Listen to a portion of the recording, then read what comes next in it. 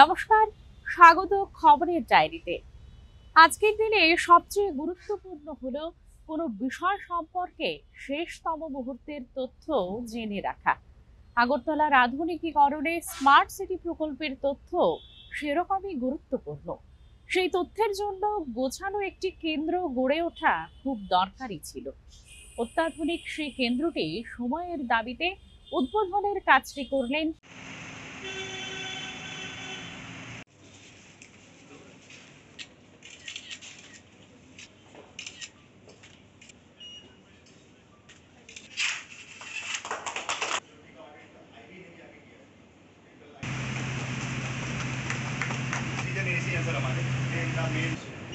Consists of these servers.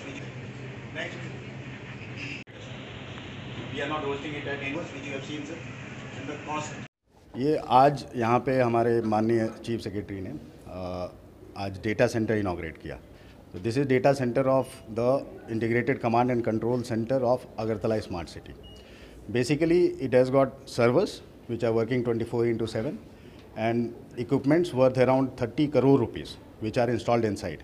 All the elements, smart elements which are installed in the whole of city, all the CCTV cameras, all the traffic signals, all the LED display boards, all the weather information display boards which are there, other systems which are there, they are all connected with 156 kilometer optical fiber cable which is owned by Agartala Smart City. All that comes here. This is basically brain of the whole system. From here it runs 24/7. বিদ্যুৎ সরবরাহ ব্যবস্থা স্বাভাবিক থাকার ক্ষেত্রে চাহিদার চাপের বিষয়টি উপেক্ষা করার উপায় নেই। আমাদের চাহিদা যত বাড়ে সরবরাহ ক্ষেত্রে চাপের মাত্রা ততই নিয়ন্ত্রণ ব্যবস্থাকে চ্যালেঞ্জ ছুঁড়ে দিতে থাকে। এজন্যই লোড ডেসপাচিং ব্যাপারটায় বিশেষ নজর দেওয়া অন্যতম চাহিদা। আর সেটা স্থানীয়ভাবে যেমন দরকার, কেন্দ্রীয়ভাবে গোটা রাজ্যের জন্য গড়ে উঠেছে স্টেট লোড ডেসপাচ সেন্টার। রাজ্য বিদ্যুৎ নিগম পরিচালিত সেই কেন্দ্রটি ঘুরে দেখলেন মুখ্যমন্ত্রী।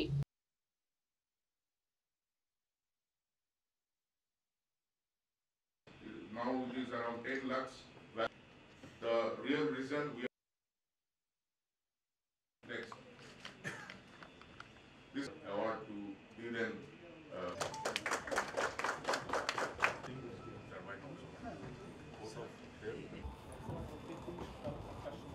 এখন 12টা 13টা আজকে এসেছি। কালকে আপনারা সবাই জানেন যে আমাদের একটা মিটিং হয়েছে সেক্রেটারিতে, হাই লেভেল মিটিং হয়েছিল। সেখানে পাওয়ার সেক্টরকে নিয়ে সেখানে বিশদভাবে আলোচনা হয়েছে এবং এই বিদ্যুৎ দপ্তরের মাননীয় মন্ত্রী রতননাথ মহোদয় বলেছেন যে এখানে একটু আসার জন্য।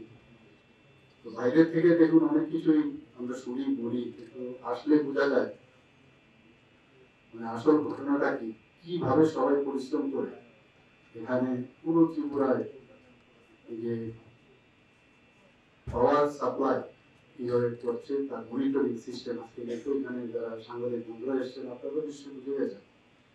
তো আজকের এই যে এখানে আসা উপলক্ষে আমাদের মাঝে উপস্থিত আছেন honourable minister power and agriculture Shri Ratan Nath মহোদয়, managing director TSECL Shri Biswajit Basu মহোদয়, Shri Ranjan Debbarma general manager TSECL, এবং যারা অফিসিয়ালরা আছেন টিএসইসিএল এবং ইঞ্জিনিয়ার বন্ধুরা এবং মিডিয়া বন্ধুরা, সবাইকে আপনারা এখানে উপস্থিত থাকার জন্য হার্দিক অভিনন্দন ও শুভেচ্ছা জানাচ্ছি। গতকাল আমাদের বিস্তর আলোচনা হয়েছে, এর মধ্যে নিউজ পেপার আজকে কিন্তু অনেকটা এসছে এখানে। দেখুন ঘুম থেকে উঠেই আমরা বিদ্যুৎ ছাড়া, মাননীয় মন্ত্রী বারবার বলে যে বিদ্যুৎ ছাড়া এক মুহূর্ত চলা যায়। আপনারা দেখেছেন ওনার যে ইউটিউবে মাঝে মাঝে দেখা যায় অনেক সময় সাংবাদিক বলেন এই কথা, সত্যি তাই। এখন আমাদের এই অবস্থার কারণে অনেক সময় ত্রিপুরায় একমাত্র জায়গা যেখানে লোডশেডিং হয় না। কালকে আমাকে আধিকারিকরা বলেছেন ত্রিপুরাতে কিন্তু লোডশেডিং হয় না, মাঝে মাঝে কি হয় ডিসরাপশন হয়। এবং সেই কারণগুলো কালকে আমরা বিস্তারিত আলোচনা করেছি কি কারণে হচ্ছে। একটু এসএলডিসি সম্পর্কে আমরা জানলাম যেখানে মেন হচ্ছে যে উৎপাদন এবং তার যে পরিবহন এবং ডিস্ট্রিবিউশন সব মিলে ওনারা কিন্তু মনিটরিং করে। অর্থাৎ এখানে আমাদের ত্রিপুরাতে যা উৎপাদন হয় তাকে মনিটর করা এবং প্রয়োজনে সেটাকে কিভাবে ডিস্ট্রিবিউশন করতে হবে, কোথায় ডিমান্ড আছে সেই ডিমান্ড অনুসারে তারা এই কাজগুলো করে। তো বাইরেও যদি দিতে হয় সেখানে ইন্টারস্টেট দিচ্ছে, আমাদের বাংলাদেশেও দিচ্ছে, যেটা বললেন আমাদের মাননীয় মন্ত্রী বাহাদুর, যে একমাত্র নর্থ ইস্টার্ন রিজিয়নে ত্রিপুরা একমাত্র রাজ্য যেখানে ইন্টারন্যাশনালি অর্থাৎ বাংলাদেশকে আমরা বিদ্যুৎ সাপ্লাই করি।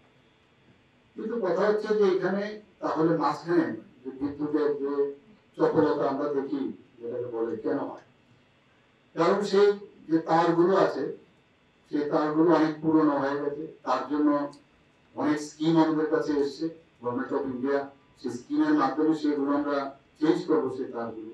ট্রান্সফরমারের সমস্যা আছে অনেক জায়গায়, আপনারা জানেন ট্রান্সফরমার যদি লোড বেশি হয়, লোডের কারণে ট্রান্সফরমারের উপরে বেশি প্রেসার পড়ে এবং যখন এখানে বৃষ্টি প্রধান দেশ আমাদের রাজ্য, যখন অনেক সময় দেখা যায় লাইটনিং এর কারণেও ট্রান্সফরমারের সমস্যা হতে পারে। তো এগুলো নিয়ে আমরা বিশদ আলোচনা করেছি এগুলো, এবং যাতে আমরা আন্ডারগ্রাউন্ডেও যাতে আমরা কেবল গুলো নিয়ে যেতে পারি তারও চিন্তা ভাবনা করছে এবং সেইগুলো আমরা করবো।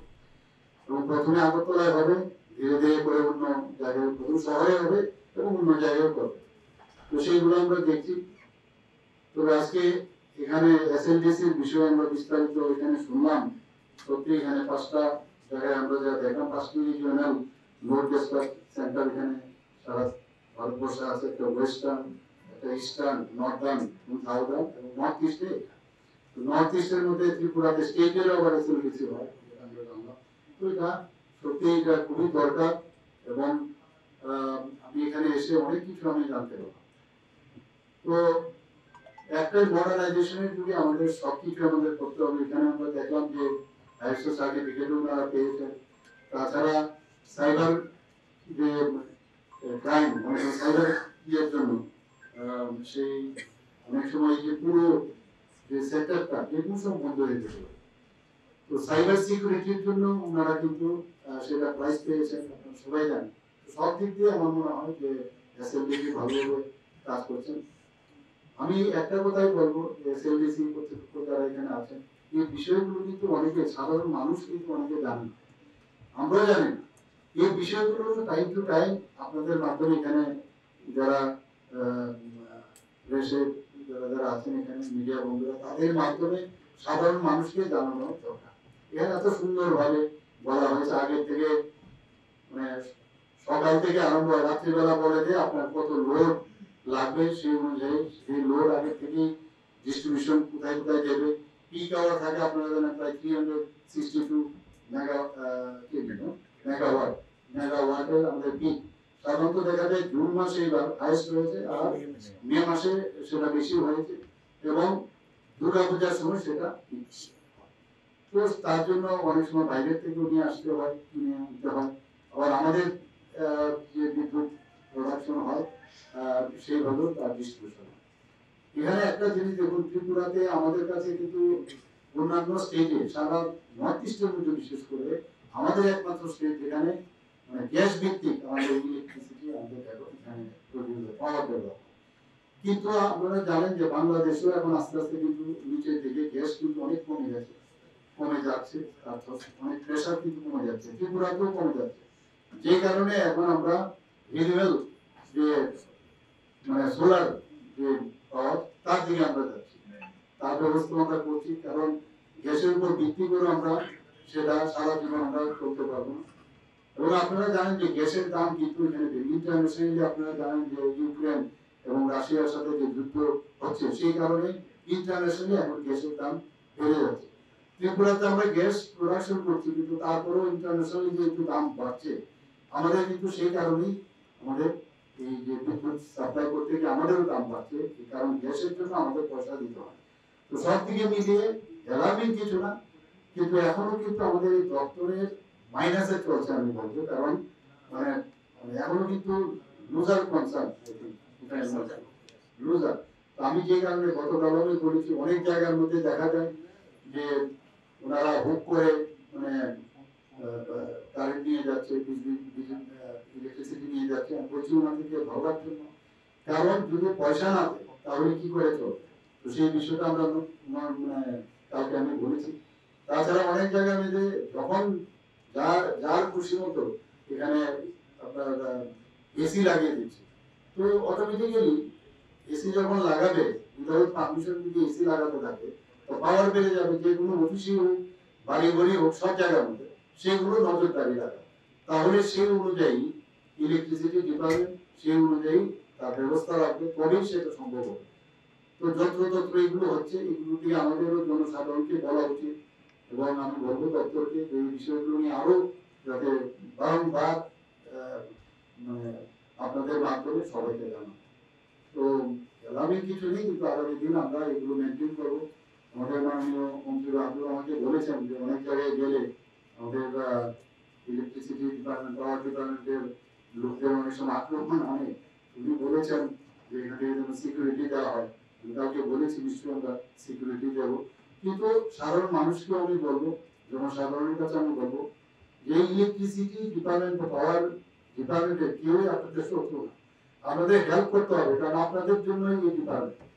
এই বিষয়টা আপনাদের বুঝতে হবে। কারণ যদি আমি বিনা পয়সায় মানে বিজলি নিই তাহলে তো সেটা পাচ্ছে না, সেদিকে আমি সবাইকে বলবো যে কোঅপারেশন করুন এবং যাতে ত্রিপুরাতে স্থিতাবস্থায় সুন্দরভাবে 24/7 যাতে পাওয়ার সাপ্লাই করতে পারে সেই কাজ করুন।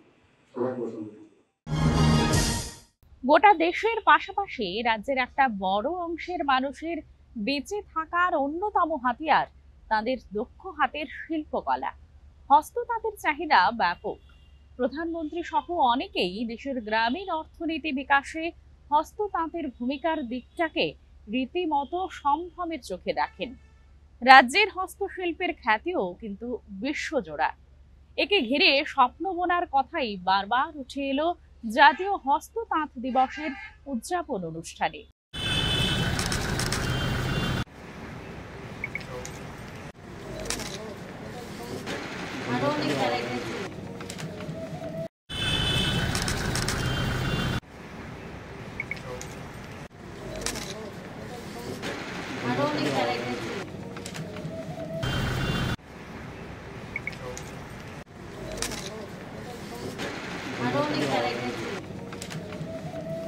আজকে 7ই আগস্ট হচ্ছে আমাদের স্বদেশী আন্দোলনের একটা অঙ্গ, ভারত ছাড়ো আন্দোলন।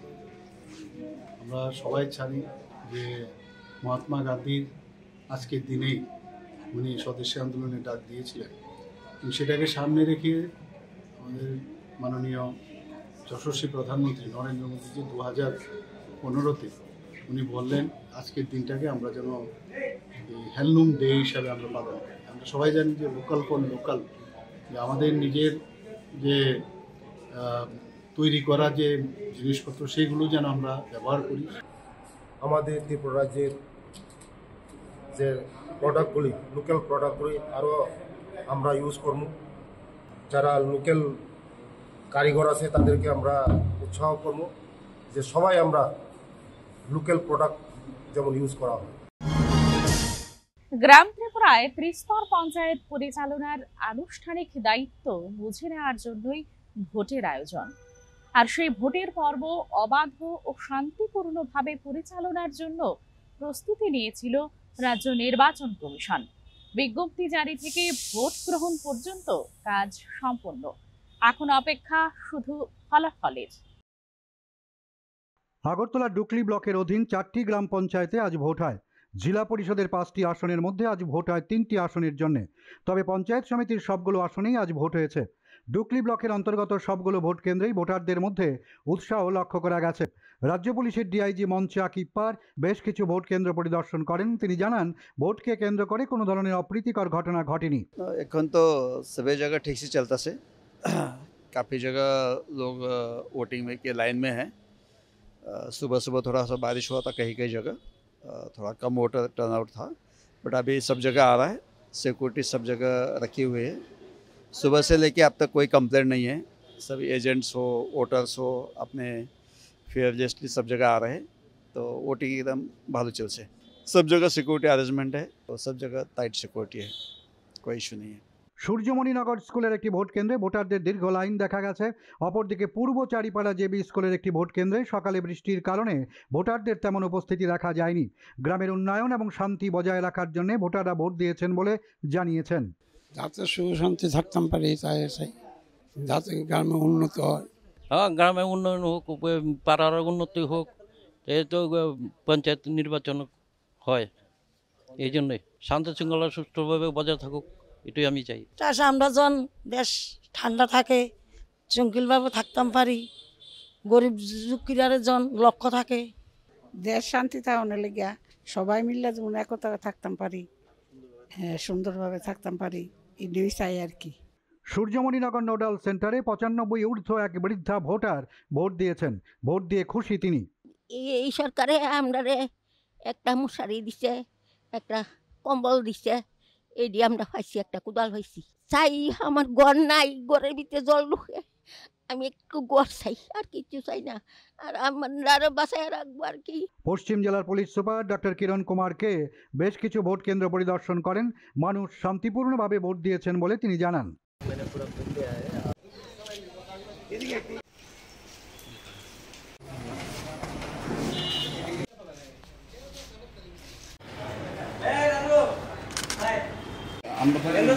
ভোট দিব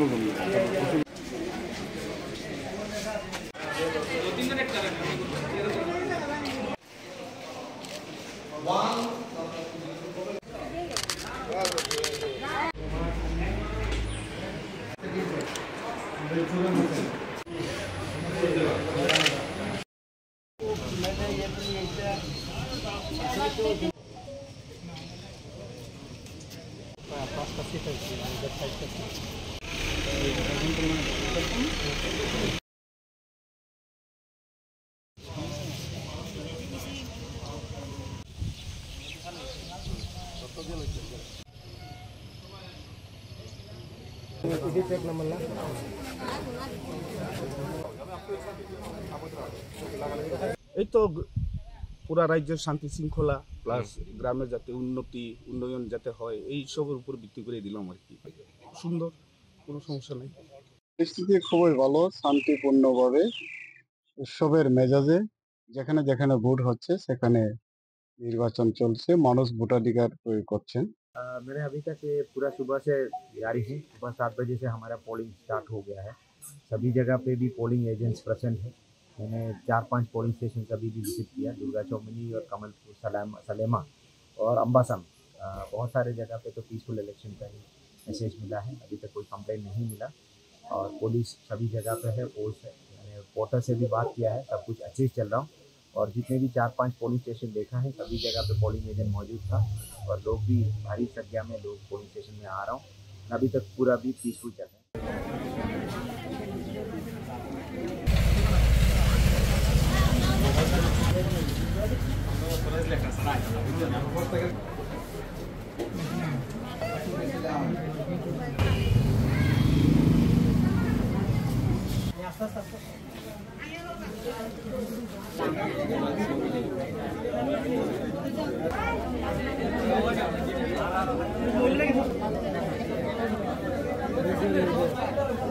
যাতে গ্রামের সবার উন্নতি হয়, সবার যাতে ভালো হয়, এই জন্য আমি এখানে ভোট দিতে আসি। আর আমি এই ওয়ার্ডের নতুন ভোটার, ভোট দিয়ে ভালো লাগতেছে। পঞ্চায়েতের একজন মানে সব দিক দিয়ে সুযোগ সুবিধা পাওয়ার লেগে তারপরে মেম্বার হিসাবে মেম্বাররা যত আমরা সহযোগিতা করতে পারি, রাস্তাঘাট বাড়ি করতে সব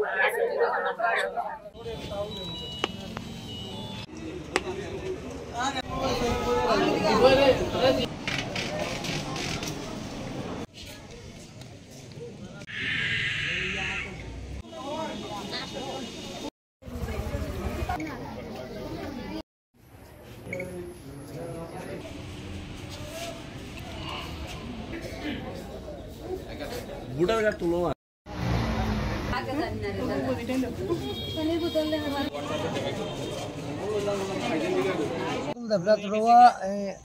রোয়া হাই স্কুলে সকাল 5টা থেকে মানুষ জড়ো হয়েছে, এখন অবধি কোনো শান্তিপূর্ণভাবে ভোট হইতেছে।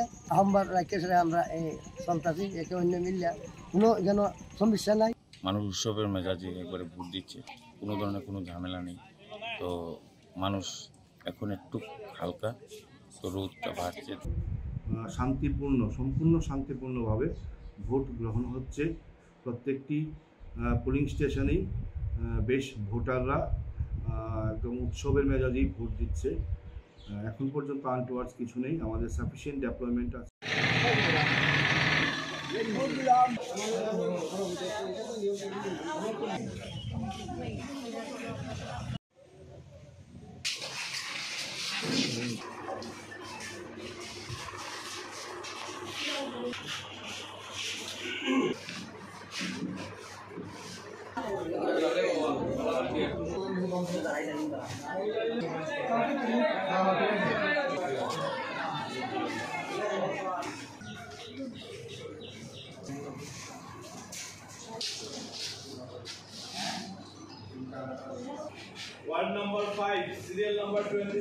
ইলেকশন কমিশনের শিডিউল অনুযায়ী আজকে 8ই আগস্ট আমাদের এই কৈলাস শহরে অর্থাৎ ঊনকোটি ডিস্ট্রিক্টে সকাল 7 ঘটিকা থেকে বিকেল 4 ঘটিকা পর্যন্ত 234টি পোলিং স্টেশনে উৎসবের মেজাজে বলা যেতে পারে সব অংশের মানুষ তাদের নিজেদের ভোট প্রদান করেছে। এখনও কয়েকটা জায়গাতে এখনও চলছে, কোথাও কোনো অপ্রীতিকর ঘটনা খবর আমাদের কাছে নেই। এবং এইখানে আমাদের যারা ভোটদাতারা রয়েছেন, পলিটিক্যাল পার্টি যারা রয়েছেন এবং অন্যান্য যারা এই ভোটের সঙ্গে যুক্ত রয়েছেন, তারা সকলেই সহযোগিতা করেছে যাতে এই ইলেকশন শান্তিপূর্ণভাবে সম্পন্ন হয়। আমি ধন্যবাদ জানাই আমাদের পুলিশ প্রশাসনকেও, তারা খুব সুন্দরভাবে এটা ম্যানেজ করেছে।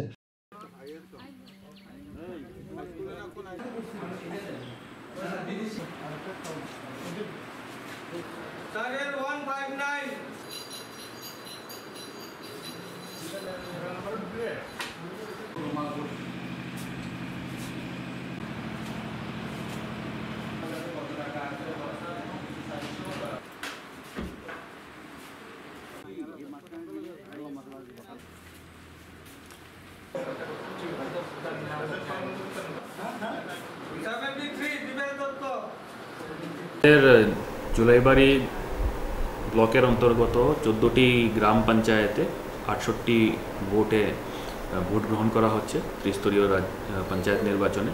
এখন পর্যন্ত ভোট সুষ্ঠুভাবে শান্তিপ্রিয়ভাবে চলছে, কোনো দিক থেকে কোনো কমপ্লেন নেই। আমাদের সেক্টর অফিসাররা ভিজিট করছেন প্রতিটা জায়গায়, পুলিশ সিএপিএফ অ্যান্ড পুলিশ রাউন্ডে আছে। একটা দুটো ছোটোখাটো কমপ্লেন হয়েছিল কি গ্যাদারিং হচ্ছে লোকের, ওইগুলোকে ভোট দেওয়ার পরে যারা দাঁড়িয়েছিলেন দেখা গেছে ওদেরকে আমরা রিকোয়েস্ট করে বাড়িতে পাঠিয়ে দিয়েছি।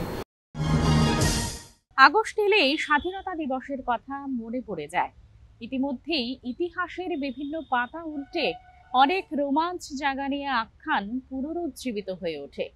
আর বিগত কয়েক বছরে প্রধানমন্ত্রীর অনন্য ভাবনাতে ঘরে ঘরে ত্রিবর্ণ রঞ্জিত পতাকা উত্তোলন ও সেলফি তোলার এক গর্বিত প্রবণতা দেখা যাচ্ছে। সরকারিভাবে এবারেও ঘোষিত হলো হর ঘর তিরঙ্গা অভিযানে নানা আয়োজনের কথা। ইতিমধ্যে শুরু হওয়া কর্মসূচির চূড়ান্ত উদ্ভাস থাকবে স্বাধীনতা দিবসে।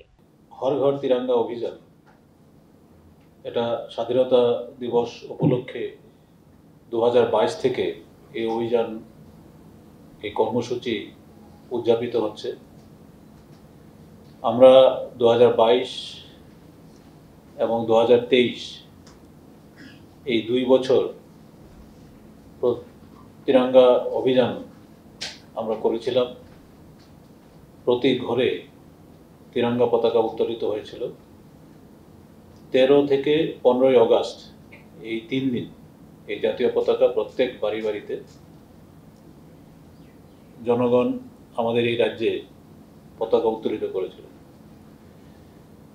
তদ্রুপভাবে এই বছরও 2024 এই বছরও আমরা এই অভিযান উপলক্ষে বিভিন্ন কর্মসূচি এবং প্রচার প্রসার ইত্যাদি নেওয়া আরম্ভ করে দিয়েছি আমরা।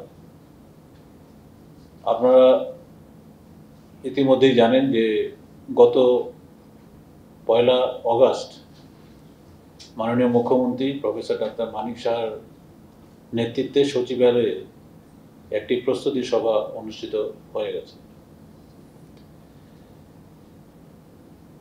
সেই সভায় বিভিন্ন ধরনের সিদ্ধান্ত হয়েছিল। এছাড়াও গতকাল কেন্দ্রীয় সরকারের মিনিস্ট্রি অফ কালচার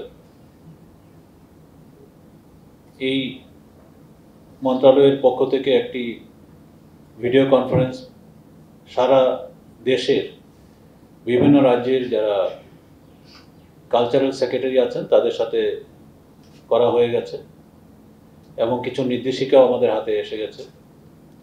সেই অনুযায়ী আজকে জনগণকে জানানোর উদ্দেশ্যে আপনাদের মাধ্যমে এই ধরনের সাংবাদিক সম্মেলন করা। ভারত সরকারের নির্দেশিকা অনুসারে রাজ্যে 9 থেকে 15 আগস্ট পর্যন্ত হর ঘর তিরঙ্গা এই অভিযান বিভিন্ন কর্মসূচি আমরা হাতে নিয়েছি। তা আগে 13, 14, 15, এখন 9 অগাস্ট থেকে এই কর্মসূচি আমরা হাতে নিয়েছি। তবে বাড়ি বাড়িতে যে পতাকা উত্তোলন এটা 13, 14, 15 এই অগাস্ট এই 3 দিনই হবে, কিন্তু এর আগে কতগুলি কর্মসূচি আছে জনগণকে সামিল করার জন্য।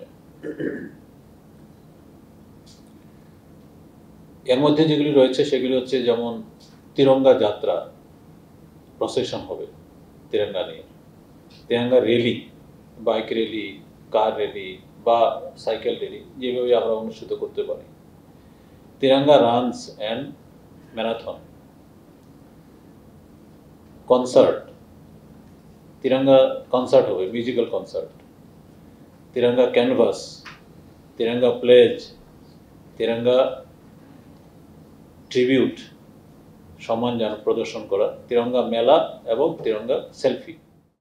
হাতে আর সময় নেই, আমাদের সবারই আগামী সপ্তাহটা কাটবে চরম ব্যস্ততায়। স্বাধীনতা দিবস উদযাপনের সেই প্রস্তুতি চলতে থাকুক। এখানেই শেষ করলাম খবরের ডায়েরি। ধন্যবাদ।